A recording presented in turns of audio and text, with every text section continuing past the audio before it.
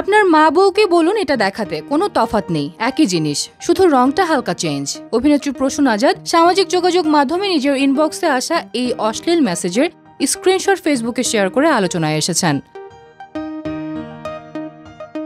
প্রসূনের এই বক্তব্যে স্পষ্ট হলো তিনি নোংরা মন্তব্যের বিরুদ্ধে কঠোর অবস্থান নিয়েছেন। তার পোস্টে অনেক অনুরাগী ওই ব্যক্তির নাম, চাকরি ও পড়াশোনার তথ্য প্রকাশের জন্য অনুরোধ জানান। তবে প্রসূন নিজে সেই বিষয়টি নিয়ে বলেন, এর লাইফ শেষ হয়ে যাবে ভাই, বাদ দিন। প্রসঙ্গত, সম্প্রতি প্রসূন আজাদ তার বাবার নিখোঁজ হওয়ার ঘটনায় সামাজিক মাধ্যমে ব্যাপক আলোচনায় আসেন। বাবা আজাদ হোসেনকে খুঁজে পেতে তিনি ভক্তদের সাহায্য চেয়েছিলেন এবং পুলিশেও অভিযোগ দায়ের করা হয়েছিল। এর কয়েক ঘন্টা পর বাবাকে বাসায় ফিরে আসতে দেখা যায়। বাবার নিখোঁজ হওয়ার ঘটনা নিয়ে পরিবার ও সমর্থকদের মধ্যে উদ্বেগ তৈরি হয়েছিল।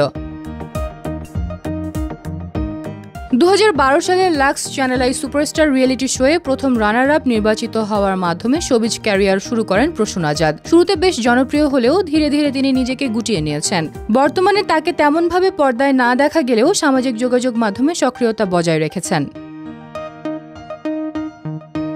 এই ঘটনাগুলোতে দেখা যাচ্ছে প্রসূন আজাদ নিজের ব্যক্তিগত ও সামাজিক জীবনের নানা সমস্যার মধ্যে থেকেও সাহসিকতার সঙ্গে নিজের মতামত প্রকাশ করছেন এবং ভক্তদের সঙ্গে সম্পর্ক বজায় রাখতে চান। তিনি যেন শুধুমাত্র শোবিজ তারকা নন, বরং নিজের মর্যাদা রক্ষায় দৃঢ় প্রতিজ্ঞ একজন নারী।